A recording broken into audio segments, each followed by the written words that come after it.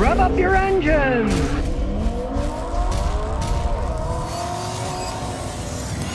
The 2020 Nissan Frontier is getting a new 3.8-liter V6 engine and has a whopping 310 horsepower. If you've been watching me for any length of time, you know I say Nissans are not what they used to be. About the only exception is the Nissan Frontier. Little pickup trucks for a long time. They used to call them hard body, gave them weird names and stuff. The Nissan Frontier is probably the best vehicle that they make. Now, you can get a Nissan Frontier a lot cheaper than you can get a Toyota pickup truck. The Toyota pickup trucks, yes, they're better trucks. There is no arguing that. The difference in price that you pay for a Frontier versus, say, a Tacoma, quite a bit of money more you're going to pay for the Tacoma. If you're looking for a lower priced truck that still might last quite some time, the Frontiers, hey, I just saw the other day there was a guy with a Frontier that had 1 million miles on the thing. Generally, they're not going to last as long as a Toyota. As a second choice, especially if you're talking about trying to save some money, buying a second-hand Nissan Frontier. I've had quite a few customers do that, and a lot of them were really happy. They paid less. You look at used Toyota Tacomas and used Nissan Frontiers, you're going to find the price differential. The Toyotas, their values hold up a lot. Frontiers, their values are quite a bit lower. As time goes on, the Toyotas are still relatively expensive used. The Nissans aren't. Like I say, I've been a lot of customers buy used Nissan Frontiers. Hey, they were happy with them. They got a lot of miles out of them. The Crew Fan 2019 says, I've decided I'm finally getting rid of my crappy 2010 Kia Optima. Yeah, that's a good move. I want to get a hybrid since I work full time. What do you suggest? They came out with them recently, and I checked them out. They're pretty good. I would say get a Toyota Corolla hybrid. Making Priuses for 20-something years, so Toyota's got it down pat. Some people find the Priuses, they got that Prius image, kind of smug. Corollas are Corollas. They got the, everybody liked the Corolla. They run forever. They've sold millions and millions and millions of them. Now they have the Corolla hybrids. I would say get a Corolla hybrid.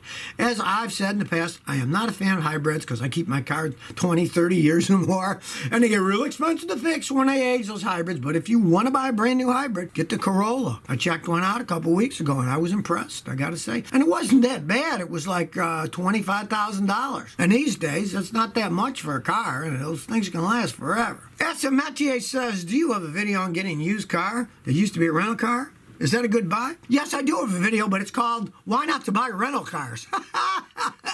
Not such a smart idea if you really think about it. Use your head. I travel, and I don't have the time to drive all over the country, so I fly in a plane and rent cars. When I rent cars, I beat the heck out of them, and most people do. It's not my car. I'm flying around, turning around, and who do you think's maintaining those cars? Hey, generally people making close to minimum wage. They don't have real mechanics. There's some kid changing the oil or something. You're not getting the greatest maintenance either. I've had so many rental cars that I rented. The little light was on that needed an oil change. I checked the oil, and the oil is either low or really filthy. They don't maintain them all that well. But of course, the main thing is the people that drive them. A lot of these companies are self-insured. So if their car's wrecked and fixed, they did it themselves. So there's no record with an insurance company that said the car was wrecked. I have had customers buy rental cars, and I say, this car had been wrecked. Oh, I didn't know that. And I showed them. And I said, if they fixed it themselves, there's no record. And for the last one that I checked out, the guy even had the Carfax. And it said it had never been in a wreck. And I said, it certainly has. Look at this. You can't fool Scotty, but paperwork can be made up for all kinds of stuff. And if they don't even have that data because they're self-insured, so no insurance company ever reported it was in a wreck, you're not going to know that it was wrecked. So I am not a fan of buying used cars from rental companies. And realize a lot of these companies, the big companies that sell used cars, they get a lot of their fleet from rental cars. They got contracts with them, and then they're selling them, and they try to keep it on the snide. They don't want you really to know that it was a rental car. 27 says, hey, y'all, I got a 2000 Camry. I have water leaking from the water pump, but there's no noise coming from it. Okay, well, you got to replace the water pump. Water pumps can go two different ways. One, the bearings can wear out. Then they'll rattle. They also have seals, and the seals keep the coolant inside the engine. When the seal goes bad, coolant gets past the seal, and rather than blow the pump up and then throw it into the front of your car, they have what are called weep holes.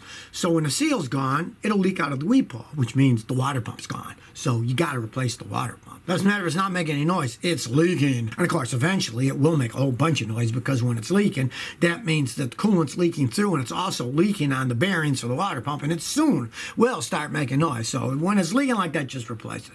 Don't Don't waste time to say, oh, I can drive it a little further. It might break when you're on the highway and blow the engine.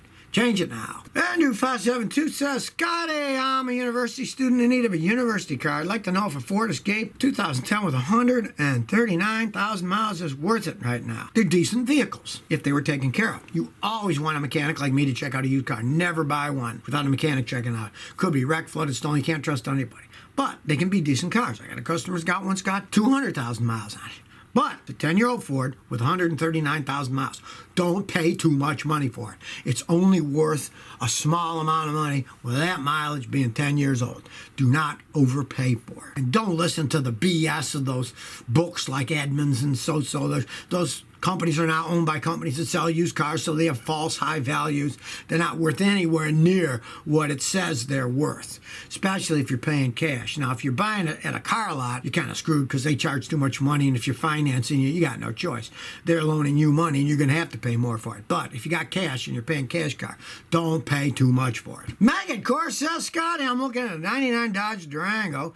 It has 245,000 miles on it, used primarily on a highway. Is there anything I need to be worried about in getting it? All right, I'm not a Dodge fan by any stretch of the imagination, but back in 99, they made them a lot better than they make them today. And if it has 245,000 miles, and most of that was really highway mileage. Highway mileage is equivalent to about 10% of stop and go city. So that would be less than 30,000 miles in town driving. I could guarantee you, if that thing was a Dodge Durango and had 245,000 miles in stop and go city traffic, it'll be on at least its second transmission, maybe its second engine. Front end would be falling apart. That said, it's got all that mileage. It's a 99. It's not worth hardly anything. If you could pick something like that up for $1,000 or something, it could be a good beater truck to drive around a little bit, but don't pay much for it. You know, that old and that many miles, now you never know. It might still be decent for knocking around. Just don't think you're going to be able to drive the heck out of it, not if you spend a lot of money as time goes on. Don't pay much for it, though. Texans 247 says, I bought a 2017 four-cylinder Tacoma with 40,000 miles. Will that engine hold up over time, or is it too weak for the truck size? Oh, no, those things can hold up. I've seen those things with 500,000 miles on it. If you look at the difference between the towing and hauling capacity of the four-cylinder Tacoma versus the V6 Tacoma, there isn't that much difference in what it can tow and what it can haul in the bed. There really isn't all that much difference. You know, I mean, if you're pulling gigantic, heavy stuff, yeah, you'd be better off with the six-cylinder engine. But if you're just driving the truck itself and hauling stuff, no. My son, a couple of years ago, bought a brand new Tacoma, and he got the four-cylinder one for all those reasons. He said, I don't want to spend another $6-7 for the V6 with all the added crap, because when you buy the V6, they put the fancier version of everything else and make you pay for all that. He bought the four-banger, and he loves it. He has no problems with it, hauling stuff around, driving it around. Those things can run forever, as long as you change the oil every once in a while. Oh, and the red says, Scotty, I'm turning 16 late this year. I'm wondering, what's the best classic cars that are easy to fix and maintain? What about Volkswagen Beetles? As I tell people, I'm not a Volkswagen fan, but I used to be. You get an old Volkswagen Beetle. They're simple. They're air-cooled. You can change the oil on them without even jacking a car up in the air. They're high enough. If you live in a place like Texas here, Arizona, New Mexico, could really be a good idea. But you want to make sure it's that old, you don't know where the car lived. Maybe it lived up north and then it moved down south. You want to check the frame underneath for rust. Those things were rust buckets. Spent its life in New Mexico, Texas, Arizona, parts of California. Maybe it's not rusted. Could be a great fun car. Just have it checked before you buy it. Put it up on a lift or jack it up in the air. You want to make sure the bottom's not rusted, because if it's rusted, walk away. It's worth nothing if the frame is all rotten away. But if it isn't, yeah, they can be great little cars, easy to fix and maintain, and you can still get parts for them. You know, they made so many of them. There's so much aftermarket for them. Joyce, the man 10 says, got a 93 Chevy 1500 V8 305. My alternator tests good when I took it in, but it won't charge the truck. Help. I'm assuming you went someplace where the alternator is on the truck and you had somebody check it by clamping onto the wiring on the alternator, and you see that, well, it's, you know, putting out voltage. Or maybe you just took the alternator off, took it to a place like AutoZone where they test them for free. If your alternator does test that it's charging, but it won't charge the vehicle, on those, realize that the regulator of the alternator is built into the alternator, so there's no separate regulator. You got a wiring problem somewhere. And from my experience of those, the wires that feed the alternator, follow them back. I fixed one a couple months ago, and one of those feed wires that powers the alternator had touched the exhaust manifold because it's kind of close, and it fried it. And all I had to do was, oh look, the wire's fried. Cut it, splice a new wire, solder it on, put some heat shrink tubing on it, and away I went. So check the wire. And odds are you got a burnt out wire or a shorted out wire somewhere, or a bad connector where they plug in. I see that all the time in those. So if you never want to miss another one of my new car repair videos, remember to ring that bell.